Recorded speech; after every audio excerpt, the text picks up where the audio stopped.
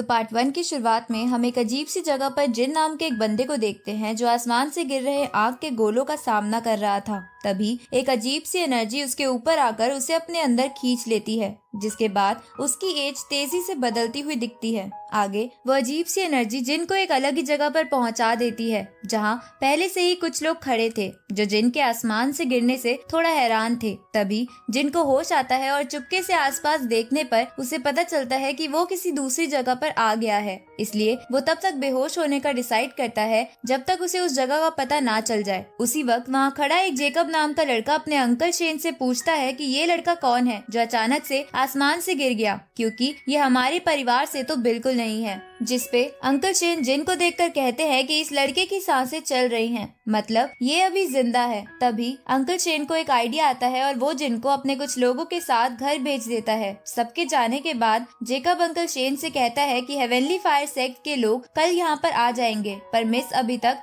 शादी के लिए तैयार नहीं है। जिस पर शेन बोलता है कि मिस बहुत ज्यादा जिद्दी है और वो ऐसे ही किसी से शादी नहीं करना चाहती। तो जेकब कहता है कि अगर ऐसा होगा तो हेवनली फायर सेक्ट के लोग पता नहीं हमारे साथ क्या ही करेंगे। लेकिन जेकब मन ही मन में इस बात से बहुत ही खुश था। तभी शेन हंसते हुए कहता है कि गॉड ने हमें इस सिचुएशन से बचाने के लिए इस फरिश्ते को यहाँ भेजा है, जिसकी शादी हम मिस से कराकर इस मुश्किल से बच जाएंगे। तो जेकब शेन से पूछता है कि क्या आप इस लड़के का बैकग्राउंड चेक नहीं करोगे। तो शेन उससे कहता है कि तुम इन सब बातों पर ध्यान मत दो और मैं मिस से बात करने जा रहा हूँ। ये सुनकर जेकब मन ही मन में गुस्सा हो जाता है, क्योंकि इसकी वजह से उसका कोई बना बनाया प्लान खराब हो रहा था। इस तरफ घर पहुंचने पर आसपास देखने के बाद जिन को लगता है कि ये लोग उसको नौकरों की तरह काम करवाने के लिए यहाँ लाए हैं। तभी दरवाजे की आहट सुनकर जिन फिर से बेहोश होने का नाटक करता है, जिसके बाद वहाँ पर अंकल शेन आते हैं और कहते हैं कि आखिरकार मैंने एक ऐसा लड़का ढूंढ लिया जो मिस से फेक मैरिज करके हमें हेवनली सेक्ट के लोगों से बचा लेगा। ये सुनकर जिन तुरंत ही उठ के वहाँ से भागने लगता है, क्योंकि उसे शादी वादी के चक्करों में नहीं फंसना था। पर अंकल शेन उसे पकड़ लेते हैं और उससे बोलते हैं कि मुझे पता था कि तुम बेहोशी का नाटक कर रहे थे,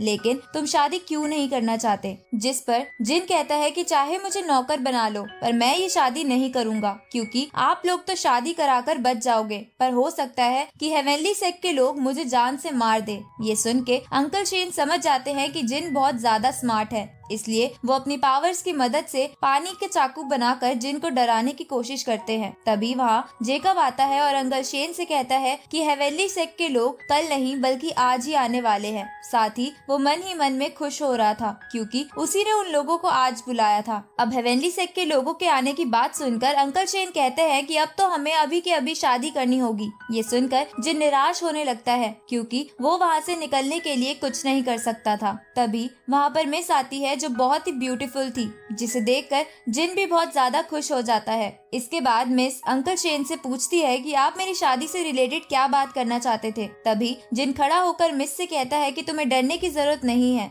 अब तुम्हारा हस्बैंड यहाँ आ गया है। ये सुनकर मिस उसे जोर से चाटा मार देती है और कहती है कि मैं किसी से नहीं डरती, पर उन्हें हेवनली सेक्ट से बचाने के लिए शादी करनी ही पड़ती है। जिसके खत्म होने के बाद वहाँ पर हेवनली सेक्ट से एक बंदा आता है और चिल्लाकर मिस से कहता है कि तुम्हें पता है कि मेरे मास्टर तुमसे शादी करना चाहते थे, तो तुमने इससे शादी करने की हिम्मत कैसे की। ये सुनकर मिस उसे गुस्से में मारने के लिए आगे बढ़ती है, लेकिन शेन उसे रोककर उस बंदे से कहता है कि ब्रदर फ्रैंक तुम गुस्सा मत करो, अब तो शादी हो चुकी है और ये उसका कॉन्ट्रैक्ट है। पर फ्रैंक उस कॉन्ट्रैक्ट को फाड़ कर कहता है कि मैं ऐसी शादी को नहीं मानता। इसके बाद फ्रैंक जिन के पास जाता है और उससे बोलता है कि जल्दी यहाँ से भाग जाओ, नहीं तो अंजाम तुम्हें पता ही है। जिसपे जिन सोचता है कि मुझे तो दोनों तरफ से धमकाया जा रहा है। तभी अंकल शेन को लगता है कि अगर फ्रैंक पहले जिन पर अटैक करे तो वो इसका फायदा उठा सकते हैं। पर उसी वक्त जिन अंकल शेन से पूछता है कि क्या यहाँ पर खड़े लोगों में फ्रैंक सबसे ज्यादा ताकतवर है, जिसपे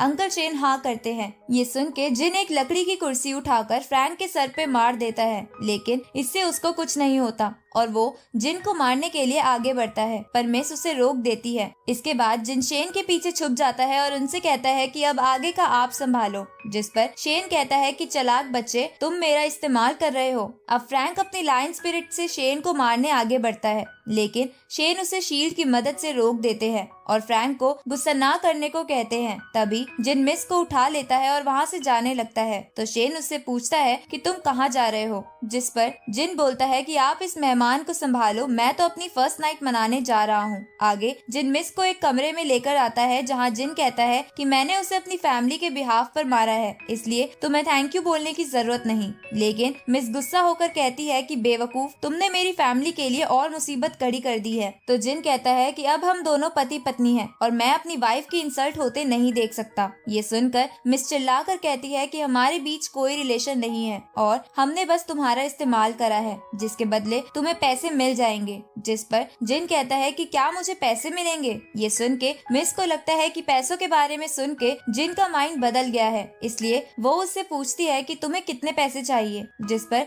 जिन कहता है कि मुझे पैसे वैसे नहीं चाहिए, बल्कि बदले में आप मुझे ट्रेनिंग के लिए एक एक्सरसाइज बुक दे देना। तो मिस भी इसके लिए मान जाती है। साथ ही उसे बोलती है कि आज फ्रैंक यहाँ से नहीं जाएगा, इसलिए हमें सो जाना चाहिए। ये सुनकर जिन खुश होते हुए मिस के ऊपर कूद पड़ता है और उसे किस करने के लिए आगे बढ़ने लगता है, लेकिन मिस उसे फिर से चाटा मार के दूर फेंक देती है और उसे जमीन पर सोने को बोल देती है। अगली सुबह वहाँ पर अंकल शेन आते हैं और कहते हैं कि एक अच्छी खबर है कि फ्रैंक पूरी रात हल्ला मचाकर यहाँ से चला गया है, पर पता नहीं आगे क्या होगा। तो मिस कहती है कि पूर्वजों की जगह जल्द ही खुलने वाली है और जैसे ही पूर्वजों की चीजें मुझे मिल जाएंगी तो हमें हेवनली सेक्ट के लोगों से डरना नहीं पड़ेगा। जिस पर अंकल शेन कहते हैं कि लेकिन वो तो पिछले 100 सालों में एक बार भी नहीं खुला, इसलिए मुझे अभी भी उसके ना खुलने का डर है। तभी जिन उनसे कहता है कि मैं प्रैक्टिस करने जा रहा हूँ, जिसके बाद मैं भी आप लोगों की मदद करूंगा। आगे हम जिन को एक झरने के पास मेडिटेट करते हुए देखते हैं, जहां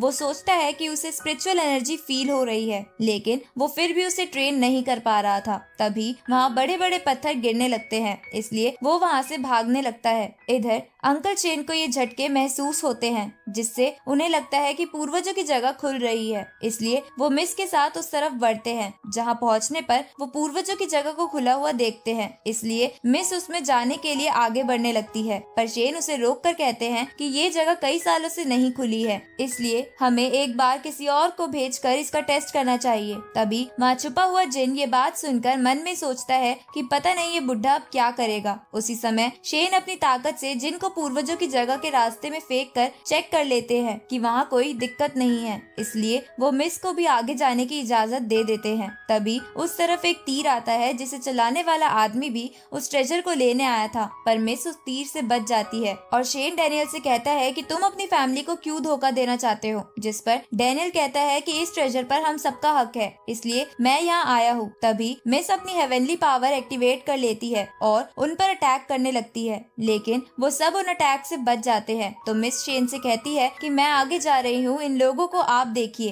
तभी डैनियल जेकब को मिस के पीछे जाने को बोलता है, क्योंकि जेकब भी उनके साथ मिला हुआ था। ये सुनकर जेकब मिस के पीछे चला जाता है। आगे मिस और जेकब महल के अंदर जाके उस खास चीज के पास पहुंचते हैं। जहां पहुंचने पर मिस बोलती है कि जब ये चीज हमारी फैमिली के पास थी तब कोई भी हमसे फाइट करने की हिम्मत नहीं कर पाता था, लेकिन वक्त के साथ हम इस बारे में भूल गए और अब तो हेवनली सेक्ट भी हमारी इज्जत नहीं करता। तभी जेकब मिस को दूर फेंक कर कहता है कि ये खजाना मेरा है। ये सब वहाँ खड़ा जिन भी छुपकर देख लेता है। अब जेकब और मिस दोनों उस खजाने के पास जाते हैं, लेकिन वो खजाना उन दोनों को टच करते ही बहुत दूर फेंक देता है। ये देखकर जिन जेकब से कहता है कि तुम्हें ज्यादा लालच नहीं करना चाहिए, वरना तुम्हारे साथ ऐसा ही होगा। ये सुनकर जेकब को गुस्सा आता है और वो अपनी एनर्जी रिस्टोर करने के लिए मेडिटेट करने बैठ जाता है, जिसे देखकर मिस जिन से कहती है कि तुम इसे मेडिटेट करते वक्त मार दो। जिस पर जिन पूछता है कि लेकिन मैं ऐसा क्यों करूं? तो मिस कहती है कि अगर तुमने इसे अभी नहीं मारा तो बाद में ये तुम्हें मार देगा। ये सुनकर जिन बोलता है कि लेकिन तुम्हारी मदद के बदले मुझे क्या मिलेगा?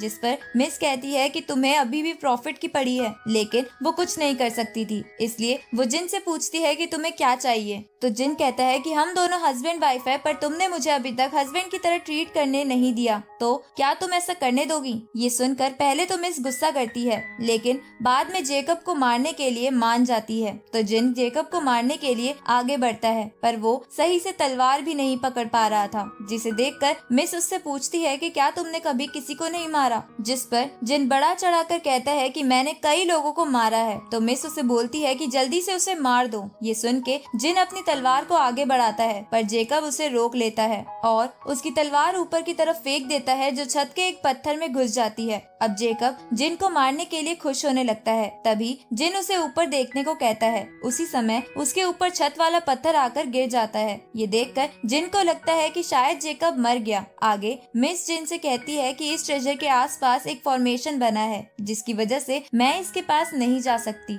जो स्पिरिचुअल एनर्जी से कनेक्टेड है, इसलिए मुझे वो कनेक्शन तोड़ना होगा। इसके बाद मिस अपनी पावर एक्टिवेट करके फर्स्ट फॉर्मेशन के कनेक्शन को तोड़ देती है। तभी एक और फॉर्मेशन उसे दूर फेंक देता है और एक एनर्जी उसे चोट पहुंचाने के लिए उसकी तरफ आगे बढ़ती है, लेकिन बीच में जिन आ जाता है, जिसे वो एनर्जी लगने के बाद वही बातें याद आती है जब उसकी एज चेंज हो रही थी। तभी उस एनर्जी का असर खत्म हो जाता है और जिन देखता है कि उसे कोई भी चोट नहीं आई है, जिसे देखकर वो खुश होने लगता है। ये देखकर मिस बोलती है कि उस फॉर्मेशन ने तुम पर अटैक किया था, लेकिन फिर भी तुम्हें कुछ क्यों नहीं हुआ। उसी समय वो फॉर्मेशन टूट जाता है और जिन उसकी तरफ बढ़ने लगता है। ये देखकर मिस को महसूस होता है कि कहीं ये फॉर्मेशन जिन की वजह से तो नहीं टूटा, पर वो इस बात को इग्नोर कर देती है और उस ट्रेजर की तरफ बढ़ती है। तभी वो ट्रेजर हवा में उड़ने लगता है और उसकी एनर्जी मिस के अंदर आने लगती है, जिसके बाद वहाँ रखे बाकी ट्रेजर भी उड़ने लगते हैं और उनकी भी एनर्जी मिस के अंदर आने लगती है। ये देखकर जिन अपने सर को बचाने के लिए वहाँ से साइड हट जाता है, जहाँ वो एक गोल्डन स्क्रोल को देखता है, जो उसके सर के अंदर घुस जाता है, जिसके बाद जिन बेहोश हो जाता है। थोड़ी देर बाद जिन को होश आता है और वो देखता है कि मिस ने अब वो एनर्जी कंज्यूम कर ली है। साथ ही मिस उसे कहती है कि यहाँ पर एक हेवनली बुक भी होनी चाहिए थी, जो कई सालों से यहाँ थी, लेकिन शायद मेरी फैमिली की कुछ बातें गलत थी। ये सुनकर जिन समझ जाता है कि हेवनली बुक वही गोल्डन स्क्रोल था जो उसके सर में घुस गया है। तभी मिस उसे एक्सरसाइज स्क्रोल देकर कहती है कि मैं अपनी एनर्जी रिस्टोर करने के लिए मेडिटेट कर रही हूँ, तब तक तुम आसपास ध्यान रखना। तो जिन भी अपनी वाइफ के कहने पर ये मान जाता है। थोड़ी देर बाद वहाँ शेन अपने साथियों के साथ आता है और मिस से पूछता है कि क्या आपने एनर्जी कंज्यूम कर ली, जिस पर मिस हाँ करती है। तभी शेन जिन को वहाँ देखता है, जिसे देखकर वो कहता है कि क्या तुम अभी तक नहीं मरे। इसके बाद शेन जिन को मारने के लिए एक एनर्जी बॉल बनाते हैं, क्योंकि उनके अकॉर्डिंग अब उन्हें जिन की कोई जरूरत नहीं थी और इस फेक मैरिज की वजह से मिस की रेप्यूटेशन भी खराब हो सकती थी। पर मिस जिन के सामने आ जाती है और शेन को कहती है कि इसमें इसका कोई लेना देना नहीं है, इसलिए हमें इसे जाने देना चाहिए। पर शेन इसके लिए नहीं मानता और अपनी एनर्जी बॉल इस्तेमाल करने के लिए आगे बढ़ता है। तभी जिन मिस का गला पकड़ लेता है और कहता है कि अगर तुम आगे बढ़े तो मैं इसे मार दूंगा। ये देखकर शेन उसे कहते हैं कि तुम मिस को छोड़ दो और मैं तुम्हें यहाँ से जाने दूंगा, जिस पर जिन कहता है कि बुड्ढे, तुमने मेरा बहुत इस्तेमाल किया है और तुम्हें लगता है कि मैं तुम्हारा विश्वास कर लूंगा। ये सुनकर शेन अपनी एक सीक्रेट टेक्निक इस्तेमाल करता है, जिसकी वजह से जिन की पूरी बॉडी जम जाती है और मिस जिन से छूटकर शेन के पास आ जाती है। तभी जिन उस बुक की स्पिरिचुअल एनर्जी की मदद से उस बर्फ को बड़ी आसानी से तोड़ देता है और शेन की तरफ एक अटैक करता है, जिसे शेन अपनी शील्ड की मदद से रोकने की कोशिश करता है, पर वो ऐसा नहीं कर पाता और दूर जाकर गिरता है। इसके बाद जिन एक तलवार लेकर शेन के पास जाता है और कहता है कि बुड्ढे, आज मैं तुम्हें नहीं छोड़ूंगा। तभी हम छत से एक पत्थर को उनकी तरफ आते देखते हैं और इसी के साथ ये एपिसोड यहीं खत्म होता है।